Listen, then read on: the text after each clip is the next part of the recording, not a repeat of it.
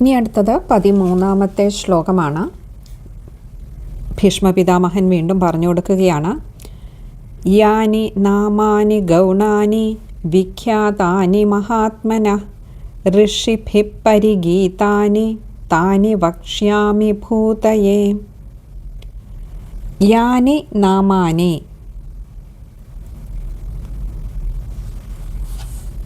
യാനി എന്ന് പറഞ്ഞാൽ ഏതേത്, നാമാനി എന്ന് പറഞ്ഞാൽ നാമങ്ങൾ, ഗൗണാനി അതായത് 3 ഗുണങ്ങളോട് കൂടിയവ,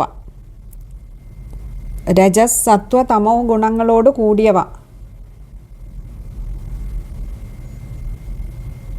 രജസ് എന്ന് പറയുന്നത് സൃഷ്ടിയെയും, സത്വഗുണം എന്ന് പറയുന്നത് സ്ഥിതിയെയും, തമോ ഗുണം എന്ന് പറയുന്നത് സംഹാരത്തെയും സൂചിപ്പിക്കുന്നതാണ്. ഈ 3 ഗുണങ്ങളോട് കൂടിയ ഏതേത് നാമങ്ങൾ വിഖ്യാതാനി, വിഖ്യാതമായിട്ടുള്ള, അതായത് വളരെ അറിയപ്പെടുന്നതായിട്ടുള്ള മഹാത്മനഃ, ആ പരമാത്മമൂർത്തി, ഋഷിഭി ഋഷിമാരാൽ, പരിഗീതാനി വളരെ വിസ്തരിച്ച് തന്നെ പറയപ്പെട്ടിട്ടുള്ളത്, താനി ആ നാമങ്ങളെ, വക്ഷ്യാമി പറഞ്ഞു തരാം, ഭൂതയെ എന്ന് പറഞ്ഞാൽ ഭൂതിക്കായിക്കൊണ്ട്, അതായത് അഭിവൃദ്ധിക്കായിക്കൊണ്ട് ഞാനത് പറഞ്ഞു തരാം.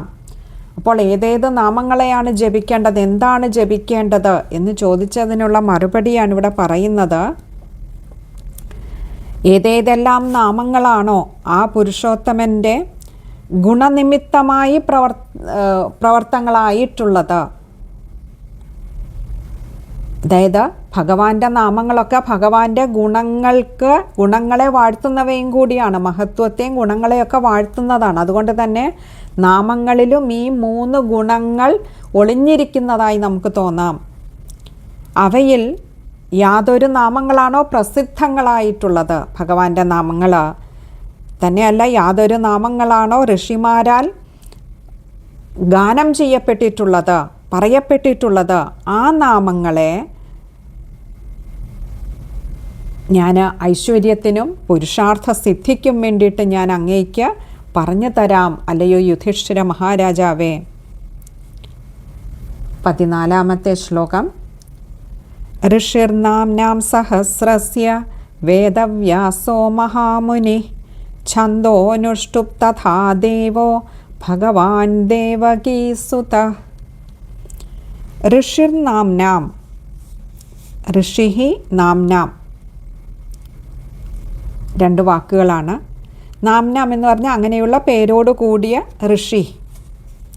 സഹസ്രസ്യ 1000 നാമങ്ങളോട് കൂടിയ, വേദവ്യാസോ ശ്രീ വേദവ്യാസെന്ന മഹാമുനിഹി ആ മഹർഷി, മഹാമുനിയായിട്ടുള്ള ശ്രീ വേദവ്യാസ മഹർഷി, ഛന്ദോനുഷ്ടുപ് തഥാ ദേവോ, ഛന്ദോനുഷ്ടുപ്, അനുഷ്ടുപ് ഛന്ദസ്സിൽ അഥവാ വൃത്തത്തിൽ, തഥാ ദേവോ, ദേവോ എന്ന് പറഞ്ഞാൽ ദേവനായ ഭഗവാൻ, ദേവകീസുതഃ ആ ദേവകീദേവിയുടെ പുത്രനായി വന്ന സാക്ഷാൽ ഭഗവാൻ.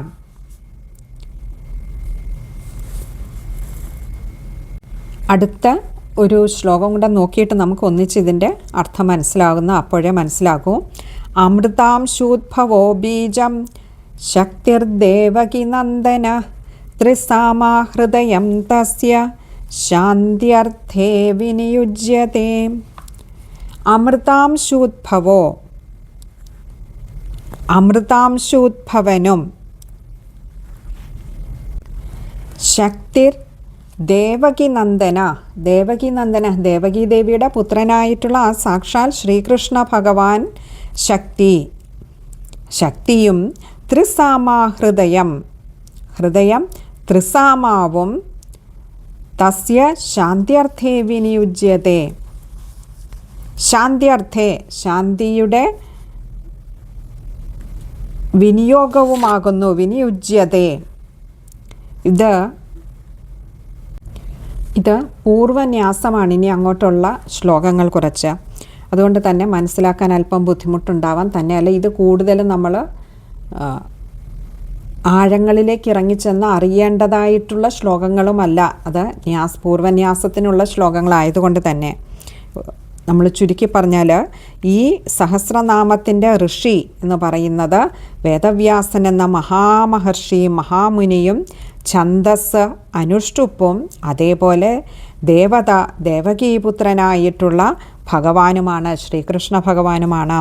ഇതിൻ്റെ ബീജം എന്ന് പറയുന്നത് ആ ദേവകീനന്ദനായിട്ടുള്ള അമൃതാംശോദ്ഭവനും അതേപോലെ തന്നെ ശക്തി സാക്ഷാൽ ശ്രീകൃഷ്ണ ഭഗവാനും ഹൃദയം ത്രിസാമാവും ശാന്തി വിനിയോഗവുമാക്കുന്നു.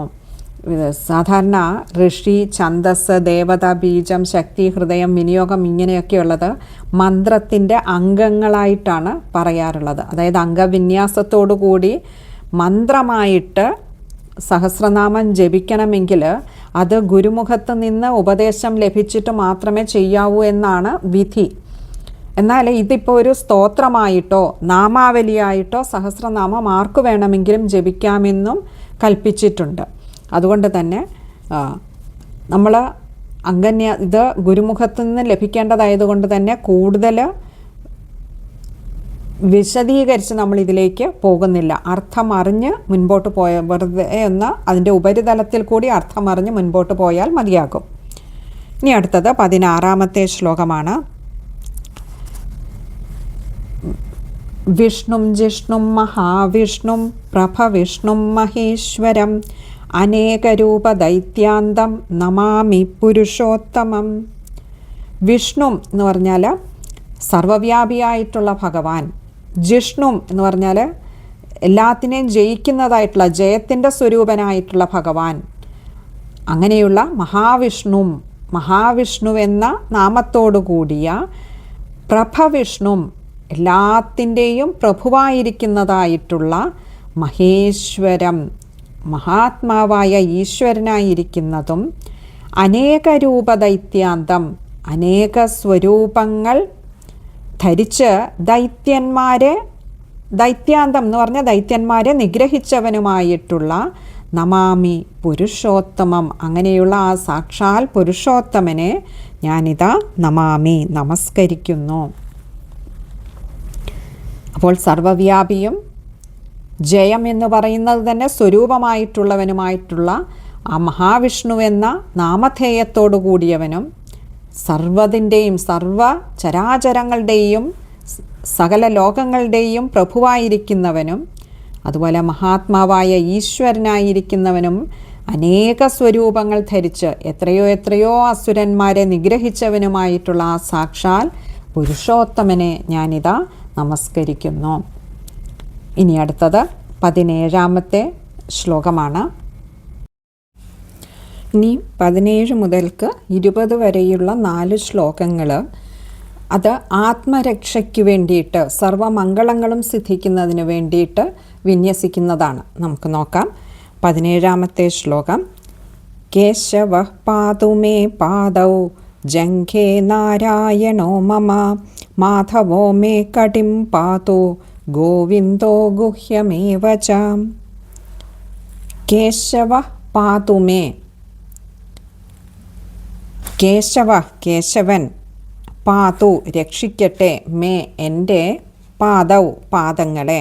അതായത് ഇനിയുള്ള ഈ 4 ശ്ലോകങ്ങളിലായിട്ട് പറയുന്നത് ശ്രീ മഹാവിഷ്ണുവിൻ്റെ ദിവ്യായുധങ്ങളായിട്ടുള്ള ശംഖചക്ര ഗദാപത്മങ്ങളെ 4 തൃക്കൈകളിലായിട്ട് 24 രീതിയിൽ ധരിക്കാൻ കഴിയും. അങ്ങനെ മാറി മാറി ധരിക്കുമ്പോൾ സ്വരൂപധ്യാനത്തിന് 24 മൂർത്തികളെ ലഭിക്കും. അവയിൽ കേശവൻ, നാരായണൻ, മാധവൻ, ഗോവിന്ദൻ, വിഷ്ണു, മധുസൂദനൻ, ത്രിവിക്രമൻ, വാമനൻ, ശ്രീധരൻ, ഋഷികേശൻ, പത്മനാഭൻ, ദാമോദരൻ എന്നീ 12 മൂർത്തികളെയാണ് നമ്മൾ ആത്മരക്ഷയ്ക്കായിക്കൊണ്ട് കവചമായിക്കൊണ്ട് നമ്മൾ ധരിക്കുന്നത് അല്ലെങ്കിൽ ഉച്ചരിക്കുന്നത്. ഈ 12 നാമങ്ങൾ നമുക്ക് പിന്നീട് സഹസ്രനാമ പാരായണത്തിലും വരുന്നുണ്ട്, നമുക്ക് അപ്പോഴത് കാണാവുന്നതാണ്. അപ്പോൾ ഈ 12 നാമങ്ങളിലുള്ള മൂർത്തിയെ മനസ്സാ സ്മരിച്ചുകൊണ്ട് ആ മൂർത്തികളൊക്കെ എൻ്റെ ഓരോരോ അംഗങ്ങളെ രക്ഷിക്കട്ടെ എന്ന് അപേക്ഷിച്ചുകൊണ്ട് ആണ് വിഷ്ണു സഹസ്രനാമത്തിലേക്ക് കടക്കുന്നത്. ഇവിടെ അതാണ് പറഞ്ഞത്, കേശവ പാതു മേ പാദൗ, മേ പാദൗ എൻ്റെ പാദങ്ങളെ കേശവൻ പാതു രക്ഷിക്കട്ടെ. ജംഘേ നാരായണോ മമ, മമ എൻ്റെ ജംഘേ എൻ്റെ കണങ്കാലുകളെ നാരായണൻ നാരായണമൂർത്തി രക്ഷിക്കട്ടെ. മാധവോ മേ കടിം പാതു, മാധവ മാധവനാകട്ടെ മേ എൻ്റെ കടിം അരക്കെട്ടിനെ രക്ഷിക്കട്ടെ, പാതു രക്ഷിക്കട്ടെ. ഗോവിന്ദോ ഗുഹ്യമേവച, ഗോവിന്ദോ ഗോവിന്ദൻ ഗുഹ്യമേവ എൻ്റെ ഗുഹ്യഭാഗത്തെ രക്ഷിക്കട്ടെ. അടുത്ത ശ്ലോകം, നാഭിം വിഷ്ണുസ്തു മേ പാതു ജഠരം മധുസൂദന, ഉരസ്ത്രിവിക്രമ പാതു ഹൃദയം പാതു വാമന. നാഭിം വിഷ്ണുസ്തു എൻ്റെ നാഭിപ്രദേശത്തെ സാക്ഷാൽ മഹാവിഷ്ണുവും, മേ പാതു ജഠരം മധുസൂദന, ജഠരം എന്ന് പറഞ്ഞാൽ ഉദരം, എൻ്റെ വയറിനെ മധുസൂദനനും പാതു രക്ഷിക്കട്ടെ. ഉരസ്ത്രിവിക്രമ, ഉരസ് എന്ന് പറഞ്ഞാൽ എൻ്റെ വക്ഷസ്, എൻ്റെ വക്ഷസ്ഥലം.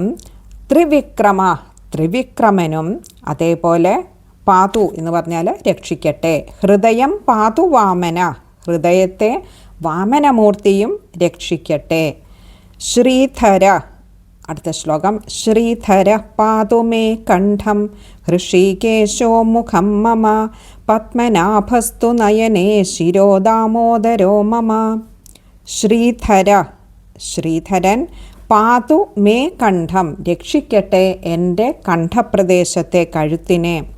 ഹൃഷീകേശോ മുഖം മമ, മുഖമാകട്ടെ മമ എൻ്റെ മുഖത്തെ ഹൃഷീകേശനും രക്ഷിക്കട്ടെ.